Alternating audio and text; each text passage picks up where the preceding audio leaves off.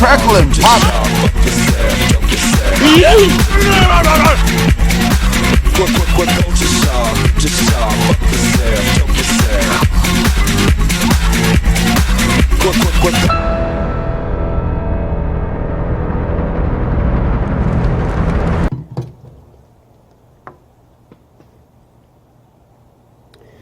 My disappointment is immeasurable, and my day is ruined. So, like a lot of die-hard Halo fans, I was really looking forward to seeing what Halo Infinite was actually going to look like after all this time. And now I don't. Okay, just kidding. As a fan of the series, there are definitely a lot of things here to be excited about, but there is probably far more to be concerned about. The biggest thing obviously being graphics! And yeah, they're not good. I wouldn't say the game looks ugly, but it certainly looks flat and lacking in detail. I think the main reasons for this are lighting and materials. In direct light the game looks okay, but anywhere dark or overcast, the life is just sapped from the image. Digital Foundry did a good video explaining how the area explored in the demo also isn't helping this, as real-time lighting really struggles with overcast and indirect lighting, and will flatly light objects and characters when it's in those scenarios. The game is supposedly going to get ray tracing at some point, which would certainly help this problem, as ray tracing actually bounces light around a scene like in real life, and the Series X supposedly has hardware-enabled ray tracing. But if a game is designed around ray tracing, surely you'd want to show it off with that enabled, right? Wrong. This also may explain the distinct lack of ambient occlusion in certain areas. AO, if you don't know, is a lighting technique that emulates how a surface gets blocked from environmental light sources, something that real-time lighting can't really do on its own. AO, or lack thereof, is most noticeable in hard creases and overlapping objects. And if we take a look at this official screenshot, you can see that there's no internal shading on things like this brute's helmet or hands, which only adds to the flatness of the scene. There also appears to be no grunge or wear pass at all, and what I mean by this is that there is little to no wear or dirt on any of the objects in games, like scuff marks and stains and such, things that games have only been able to do for the past 15 years. This becomes really apparent if you've seen those screenshots comparing Infinite's assault rifle to Halo Reach's. Even though Reach's is clearly a lower res gun model, there is far more detail in how worn and used it looks compared to the grey plastic Nerf gun we have in Infinite. This brings up another problem in that a lot of the materials in Infinite look very plasticky, particularly on objects and stuff like enemy armour.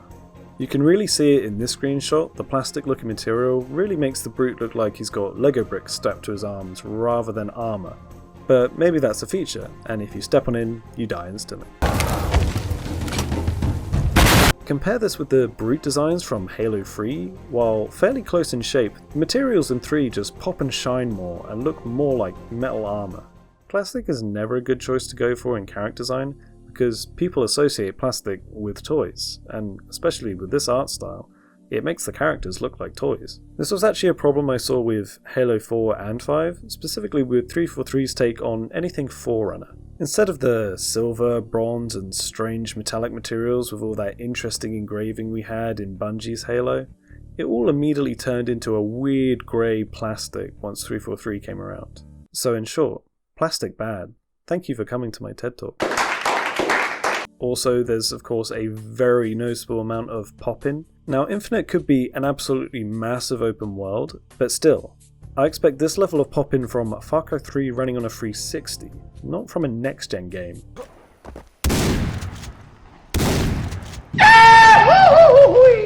The design of some parts of the environment are also not helping the game at all. These big hexagonal pillars might look okay up close, but from a distance they just look like big untextured blocks. Not to mention how simple and basic some geometry and objects seem as well. It's all just very blocky. This area in general is just not a very good place to show off the game at all.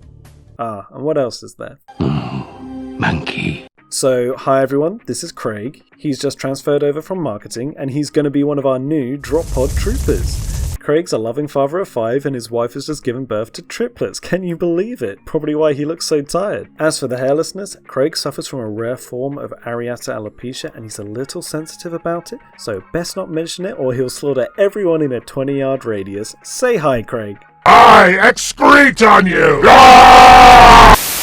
Yeah, this one really speaks for itself, especially looking at it next to past iterations. There's no hair, no tusks, few facial animations. It's just lacking that little bit of flair that made the brutes feel alien rather than just big monkey. Okay, enough bad things. What's good? Art style.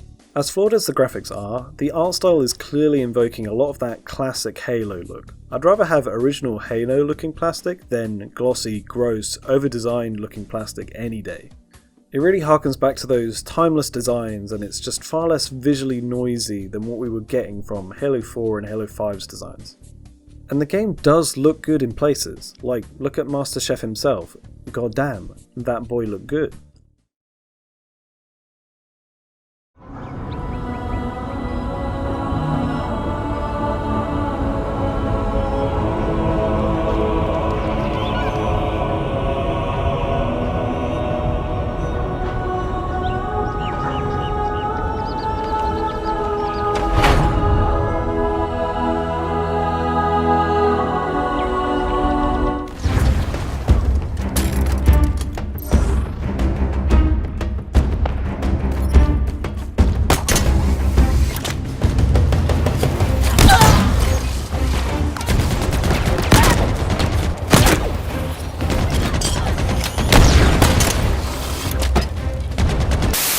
Obviously, it's impossible to tell without really playing it. The gameplay certainly looks like a return to form as well. Far more slower paced and methodical than the jet dashing and slam dunking from 5. Hardcore fans are still upset that things like sprint, slide and clamber are in the game, but they appear so subdued here, I don't think they're going to hurt the fundamentals like they did in the other games. There's a lot of really nice touches too, like brutes reacting to broken bits of armor and yeeting suicide grunts at you, adding that little bit of depth to combat. Oh, and the sandbox looks good. Boy, I haven't heard anyone mention that while talking about this game. So the sandbox, the emphasis is on the sandbox again. It's clearly trying to be a sandbox-driven game. Sandbox, our innocuous gaming term of the month. It's in the sand. It's in this ad.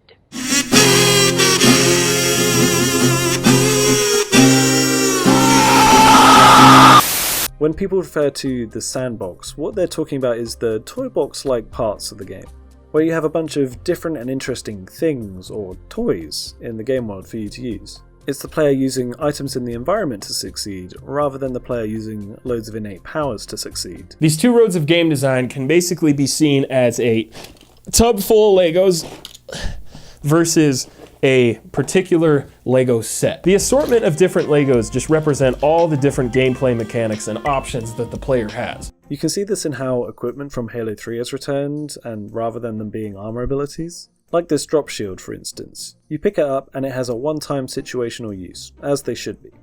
And of course there's also the... Oh! Grappling! Oh! Oh! Oh my god! It looks alright. You can grapple to enemies, grapple the ceiling, grapple objects. That's some fine implementation right there. Something I really like though is that you can now throw explosive barrels. I really hope you can throw different things at enemies as well. You know, like Half-Life and Dark Messiah, where you can just mass murder by hucking great scraps of metal and barrels at people.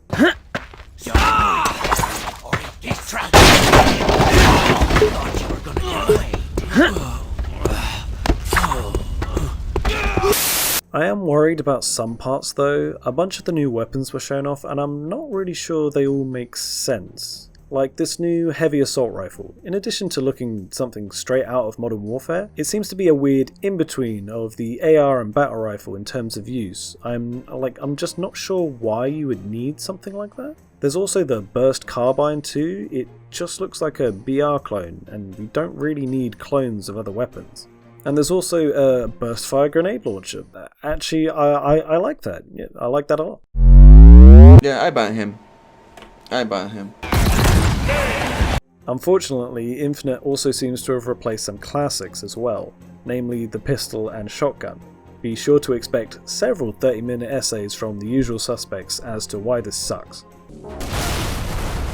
In short, instead of keeping the well-worn classic designs and functions, they've opted for something far more generic and boring. My concern with the weapons is that having more intermediate options and clones may dilute the arsenal and make guns feel very samey. a problem that the last two 343 games have had. The guns in classic Halo have always had very clearly defined roles and characteristics that set them apart from each other. And in previous Halo games, even if guns had similar roles like the BR and Carbine for instance, they functioned very differently and were distinct enough to have the choice between the two actually be a meaningful decision in gameplay. All in all though, this was just a very underwhelming showcase, and I think most of that is because the section shown just isn't that interesting. The entire demo just felt more like the intro to a mission rather than a big set piece. In fact, there wasn't a single set piece. There weren't any boss enemies, no heavy weapons used, no vehicle battles, no multiplayer. You know, the really exciting stuff you want to show off when you're having your first look at the game. This felt more like a showcase of the core gameplay loop, which does seem pretty good compared to classic Halo standards. But core Halo gameplay really has never been that particularly flashy or exciting to look at. To play, yes, but not really to watch. So, coming back round to the power of the next gen shtick, this particular vertical strip of the game just really wasn't the best choice to show off, really. Now, since the reveal, there have been numerous updates on what's actually going on here, mostly in reference to graphics quality. 343 have said that this demo is in fact a few months old, and that the game will look much better on release. This is of course a very strange statement for two reasons. 1. Why are you showing an old build for your reveal and not the most up-to-date version? 2. You guys are potentially only 4 months away from release, and there is no way you could fix everything I have just listed in that amount of time.